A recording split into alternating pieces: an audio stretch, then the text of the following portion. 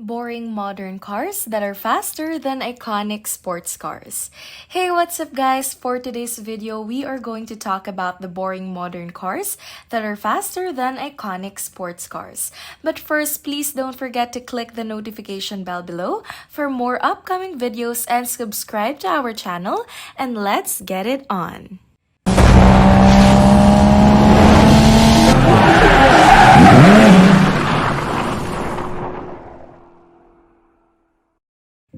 We tend to look at classic cars through rose-colored glasses. Okay, the cars like Corvette, Stingray 60s, Mustang, Jaguar E-Type BMW, 2002 Pontiac GTO. These are all amazing cars that I would love to drive, but I was surprised when I found out that a stock Honda Odyssey Elite and a family minivan has a 0 to 60 of 6.7 seconds. That's faster than a Mustang. I know, 0 to 60 times aren't the golden standard for a car's performance. But as time goes on and cars get faster, more reliable and better all around, I can't help but wonder which modern family cars are faster than legendary sports. In this video, we're going to take a look at 5 family cars that are not only faster than legendary sports cars, but some that can stop faster, handle better, and generally outperform all of them. Before you blow up my comments talking about yet, other cars are better. I know, okay? It's cool. If you think that too, I'm not making this video so I can crap on old cars. I love old cars. I would totally rock this thing. I just think it's amazing how far cars have come. So that's why we're going to see how some iconic sports cars stack up to modern family vehicles. And we're going to do our best to compare these cars without ever leaving my apartment. Let's kick this video off with one turbocharged together that can rip through a parking lot faster than most others. The Chevy Equinox has never been the most exciting midsize SUV on the market. In fact, I don't think we've ever mentioned it in one of our videos before. But the 2018 Equinox 2.0T is a lot quicker than you might expect for the third generation. They ditched the standards 6 from the previous car, made the car slightly smaller, and dropped a 2-liter turbocharged 4-banger in it. The quick revving engine and reduction weight made for a serious improvement in performance. And thanks to all-wheel drive, the 2.0T gets up to 60 to 6.6 seconds. A 6.6 seconds, 0 to 60 would be respectable for a sports sedan 10 years ago. But that time coming from a crossover is pretty impressive. It's a freaking Equinox. Okay, like it's not even a high-end crossover. We're talking about a middle-of-the-road car for people who coached high school water polo. The turbocharged and intercooled inline-4 produces 252 horsepower and 260 foot-pounds of torque, all made it to a 9-speed. Automatic transfers with a manual mode. So how does it compare to one of the most iconic exotics of the last 40 years? The Ferrari 308? There's no way a Shelby crossover can beat Magnum Plus car, right?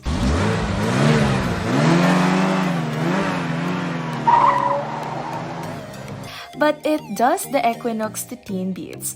Every version of the 308, the GTB GTS, Quattro Vola, most by over a second and 0 to 60 times. Both cars have 252 horsepower at their highest trim level, but the Equinox has half the amount of these cylinders are. That's amazing. You could argue that the Ferrari came out at the end of the Malaise era when powered was choked by emission laws. I would still love to see the Equinox and the 308 on the truck going head-to-head. As far as handling goes, the Equinox most definitely feels more numb than the Ferrari. Thanks to the power steering, but the 308, we're notoriously prone to understeer, especially at high speeds. Actually, let's talk about the system. The second, the Equinox 2T has MacPherson strides with tuned springs in front paired with 4-link independent suspension in the rear. Again, we're talking about one of the cheaper SUV in on the market, and it's got suspension that you would see in the high-end sports car in its 80s. That's pretty red, the difference being though the Equinox is turned for a more comfortable ride instead of performance. Obviously, the Equinox might not handle or feel as sporty as the Ferrari, but 30 plus years off. In suspension technology, I kind of think that it levels the playing field. Scion XP. People have been the butt of jokes for a long time, and I'm not here to roast them. I'm here to toast them instead. This blocky boy is not only more practical, it's faster than one of the most iconic muscle cars ever. The second gen XP came with a 2.4-liter Toyota Inland 4 option that made 158 horsepower paired with a 5-speed. Despite being one of the most divisive vehicles in the last 20 years, it's actually a really great car and a very practical, very easy to get in and out of. The XP has a quarter-mile time of 15.8 seconds. But that's the same as the 1968 Ford Torino GT. Even though it's not quite the car that Star Sky and Hutch drove, they drove a grand jury. The Torino GT was considered fast, nimble, and a pretty competitive muscle car. They could roll with big dogs, even with a 2-ton curb weight. The 1968 GT model came with a 390 cubic inch V8 that could bring it up to 0 to 60 in 7.7 seconds, while the Torino GC and the Scion XP had the same quarter-mile time.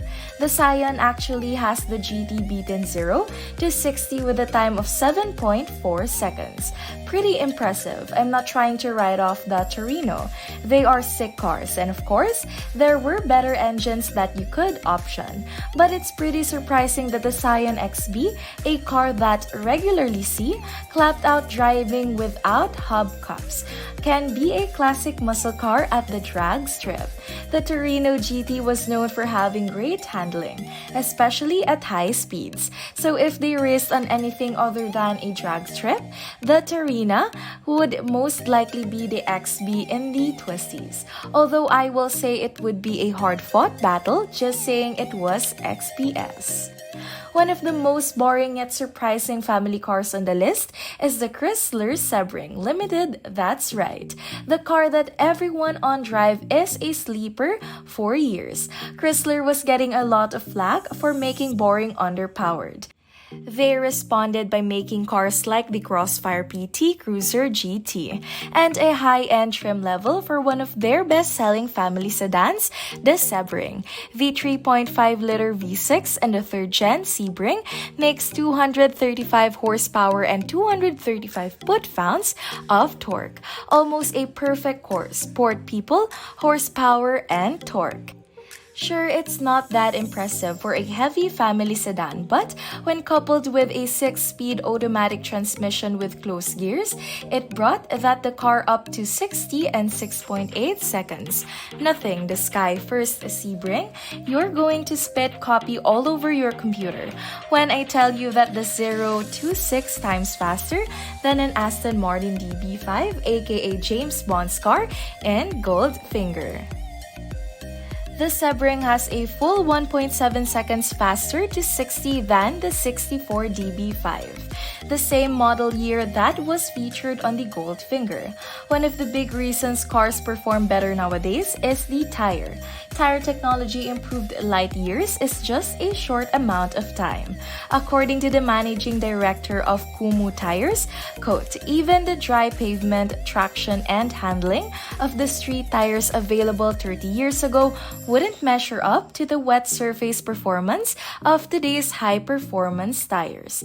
That's pretty good. Tires are also lasting longer, becoming more puncture-resistant, and new compounds make more grip than ever before. New passenger vehicle tires actually deliver twice the tread wear of the same level of tires 30 years ago. That's a huge improvement. It's worth mentioning that all the 0 to 60 times of the classic cars we've been talking about were done on old tires.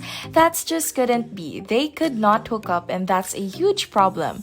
Power means nothing, and if you can't put it to the ground until the next Mini is, have always been regarded as some of the most fun cars to drive the countryman. See, all four has the 1.5-liter 3-cylinder engine with an additional electric motor, and it can beat most of your favorite muscle cars. All while holding the kids' baseball equipment in the back, the inline 3 and the electric motor make 221 horsepower and 284 foot-pounds of torque, which combined with the quick launch of all four all-wheel drive system results in an almost too good to be true 0 to 60. 5.9 seconds. I think that's faster than our Mustang. This is very impressive when you consider the Countryman C is the heaviest Mini. To date, 5.9 seconds is pretty quick. One of the sickest cars ever made, the Countryman has almost a full second on the Mercedes, which has a 0 to 60 time of 6.8 seconds. The Evo 2 was known as one of the best handling production cars up at this time, so it would probably destroy the country any test other than 0 to 60 with self-leveling air shocks in the back. The Evo had the highest concerning grip of any Mercedes at that time, and one of the shortest braking distances of any car tested by car magazines at the time as well. I feel like out of all the comparisons, this is one that really illustrates how fast cars have come. The 190 Evo 2 was a homologation special Mercedes built so they could compete in Group A rally.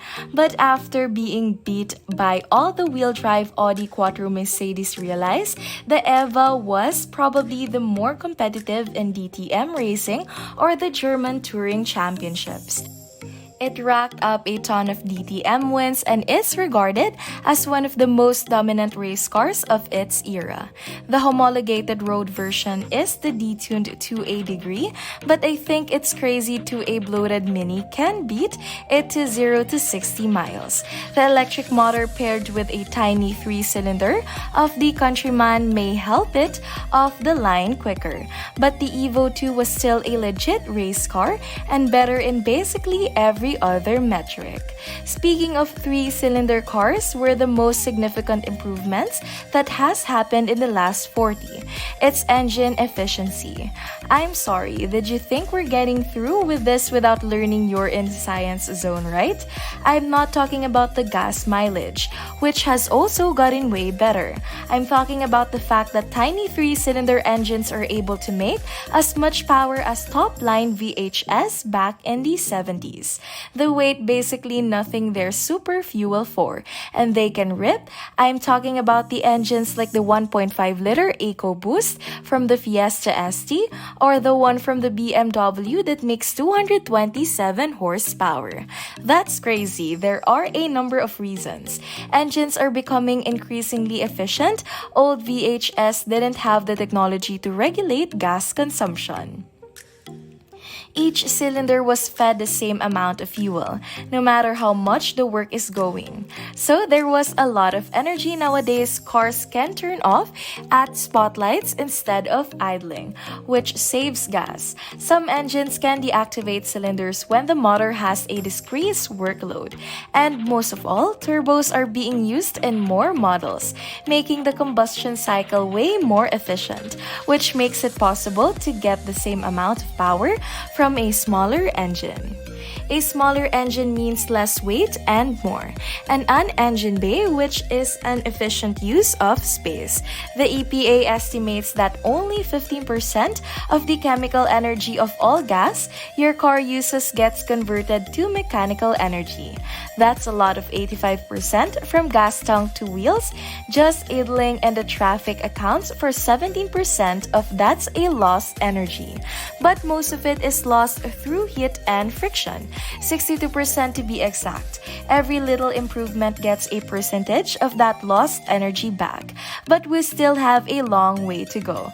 I still love the sound of big block engine, but you can't deny how awesome these small displacement turbocharged 3-pot engines are. The Plymouth Barracuda was one of the very first muscle cars to ever make it to production. The Barracuda might have looked fast, but it was anything. But the 1967 Barracuda has a 0 to 60 time off. 13 and a half seconds. I'm not talking quarter mile time. That's a 0 to 60. So what beats this classic muscle car? Most cars, but one little garbage bucket in particular. The first generation Chevy. Avio, this rebagged Baju, was a 1.6-liter engine making 103 ponies and can crawl to 0 to 60 in 10.3 seconds. A full 3.2 seconds faster than the Barracudas, and it's freaking bonkers. I love classic cars. I would love to have a 67 Cuda even if it got embarrassed by it. Look, I'm not ripping on these cars, and I want to point out that by the same token, legendary sports cars from decades ago are better than some sports cars nowadays. The Porsche 959 can go over 200 miles per hour, and it was built in the 80s. Would I want to go 200 miles per hour in an 80s Porsche? I don't think so, but compared to a car we recently had in the office, the BMW M8 competition driving and a 959 seems way more fun. Both are incredible machines, but the driving style is way too different. Even though modern cars are getting quicker and more efficient, the feeling of operating a machine is what people connect to. And let's be frank, that feeling is disappearing. Having said that, let's look at some of the more butthole cars that can be legendary sports car. The PT Cruiser GT. To the 1976 Lamborghini Countach, the 2013 Honda Accord V6 EXL is faster than a Porsche Carrera RSR 2.8. The 2009 Ultima C is faster than the 1984 Lotus Esprit Turbo. The 2009 Nissan Q is faster than a 1974 Dodge Challenger. That's embarrassing. What are other cars that are surprisingly quick? Hit me up in the comment section down below. Cars are fun, be kind, and I'll see you next time.